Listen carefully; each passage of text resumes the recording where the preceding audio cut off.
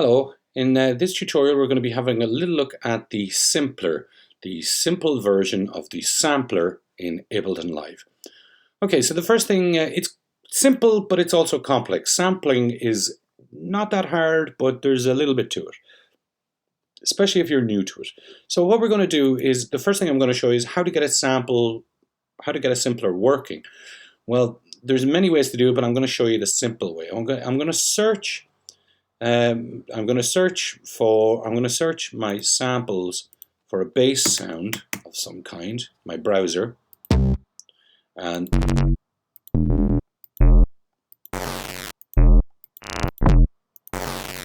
I like that one. And the easy way to do it is, if I select the MIDI track head on either view, I can drag and drop it, and it'll automatically create a simpler for me. And then I can play that simpler with my keyboard, or with the or with a QWERTY keyboard. Oh, wrong one. By you. Cool. So that's one way. You can also, if I select the track, literally, and I can see that this is down here, drop instrument or sample here, I can literally just double click and it'll automatically go down. So you don't even have to drag it down. That's cool. Another thing that I could do is, I'm going to look for a loop of some kind.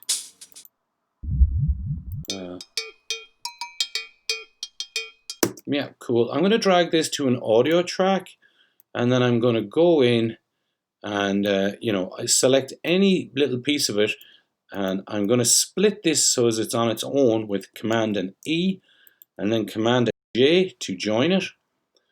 And then again, I'm double clicking the MIDI clip to make sure that I have the MIDI track, select the MIDI track head to make sure I have that track selected, and then I can just drag it down. There it is. Alright, so that was pretty straightforward. But let's say that I didn't do it like that. There's a little bit more that I could do. Let's say that I did drag, in fact, this full sample in, and that we have... Okay, well, what we could do is we can use these right locators and left locators just here to zone in on just the part we want. Okay, so that's another way that we can do it. We can drag and drop it from the arrangement view or from the session view directly into Simpler, which is nice. Another thing that we can do is we could actually record in some audio. So I'm going to record in some audio, and let's see what happens, okay? 1, 2, 3, 4. Okay, so there's one. I'm going to record in another one.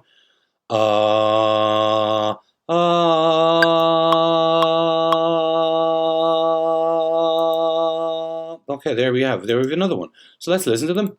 This might cut me off. 1, 2, 3, 4. Excellent, that's awesome. So let's create another MIDI track. Command Shift T. Oh, that's the wrong one. Command Shift T. And onto this one, what I'll do is I'll drag down again, just double click the head to make sure that it's there, and we can hear it.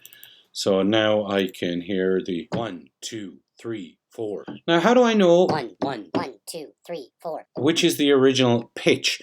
Well, the original pitch, if we look at this sampler, we'll see that it's C3. 1, 2, 3, 4. Okay, cool. Now, the reason I want to explain that to you is because if we look, I'm going to drag this one down here. Okay, so I'm going to select MIDI, drag it down. It automatically creates a simpler. And if I press play now, at C3, we get this pitch, all right?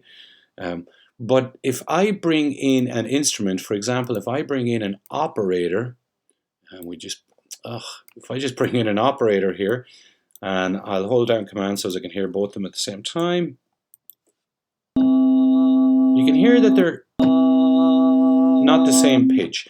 So we will deal with that later, because whatever you put into the simpler, it could be in, let's say it's in the note of D, but when I play that C3, it'll play whatever I put into the simpler, which was a D. So I won't be getting the right sample out, or I won't be getting the right pitch out when I press C.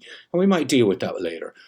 So there's 3 ways that we can bring it in. I'm going to push this video out a tiny little bit more, and then I'm going to leave it for today because I could go on and on and on and on.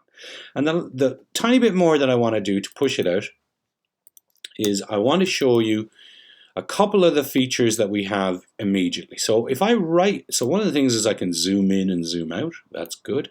Another thing is if I right click here, I can crop the sample, and what that will do is if I select just this little part here, like that, I don't want this and I don't want that, I can right click, crop the sample, and it gets rid of them for me. Kind of useful. Another thing that I can do if I right click is I can normalize the sample, and that'll turn it up to its loudest point without distorting, which is kind of cool. The last thing I think I will look at is the loop region, and then I'm going to leave it. Okay, you've enough then. Okay, so if we look at this here, we've got 1, 2, 3, 4. Let's have a listen. 1, 2, 3, 4. Okay, now if I wanted to loop around number 4, for example, what you've got is, it's kind of confusing, so I'll right click, normalize, so it's nice and loud, and you've got your loop length, and you've got the length, and you've got loop on. So let's turn the loop on. It kind of goes blue, and it shows you this is now the looping region. 2, 3, if I hold 4, my 1, finger down, 2. it'll just go round and round and round and round. But what I can do is I can reduce the size of the loop length, and so now it'll just repeat this part here. 1, 2, 3, 4, 4, 4, 4, 4. Okay. Alternately, I could change the length and move it, so now it'll do. Now these are kind of attached. I kind of wish it wasn't like this. I wish it was just loop start, loop end, but it's not. 1, 2, 3, 3, 3, 3. All right, and so I'm going to create over here on this. I'm going to try and make it loop forever. We're kind of distorted there, actually. Can you hear the pop? So what I'm going to do is I'm going to use the loop length to try and identify an area that looks kind of similar. So in and around here. And then what I might do is I might put the fade. Let's hear if it pops. It might not. We actually got away with it. We were very lucky. But if there was a pop, I could try this fade in, fade out.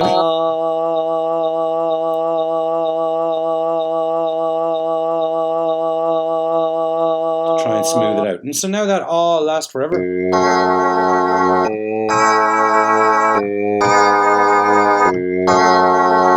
Alright. And so that's how we do it. You know, we could do the exact same thing with the bass. Let's just turn the loop on the bass. And so I'll turn the loop. So now it just ends. But if I turn loop on, it'll go around and around and around and around. But if I pull the length back, try and do a little bit of a fade here.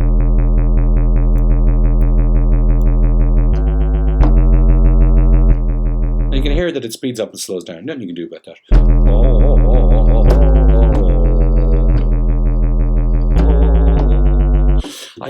There's a slight possibility I might be able to get this exactly perfect if I don't use the fade, because I can see the actual curve, you know what I mean? I can see the loop, like it starts here and it goes to here. So can I bring in this? No. Okay, we want the length, we wanted the loop, we want to fade off. And so if I went from there, snap, you see, it helps me. If I pull back the length, oh, that's as much as I can get, but that looks like it.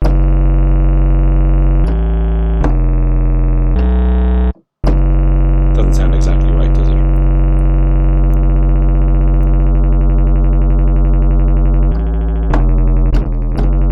All right, that's enough for that video, okay, guys? 3 ways to get the sample in. Double click, select the MIDI track, drag it down from the browser, edit a piece of audio, and in your session or your arrangement view, your session view, drag that down, or you can record some audio onto a clip and drag that in. 3 ways to bring it into it, okay? The next thing that I wanted to show you was a couple of little functions here, such as normalize, crop, You can also reverse the sample. Lastly, or sorry, not lastly, we can also use these loop locators here to identify areas that we're interested in and ignore areas that we're not. Another thing that we could do is we can, I showed you the loop length, so as I could turn on loop, and then with the loop and the length and mess around, we could get it to loop. Now what some people in the old MPCs used to do was they would make the loop over a very small portion of the tail, and that was kind of a simulated reverb. The release. So if you were trying to emulate old school sampling with the MPC, that's one of the things I could do. Put in snare drums, make them really short, and then loop a little bit at the end. Okay. That's our first video. There's more to come, but that should be enough for today. Alright guys, have fun sampling, and I will see you the next day. Bye bye.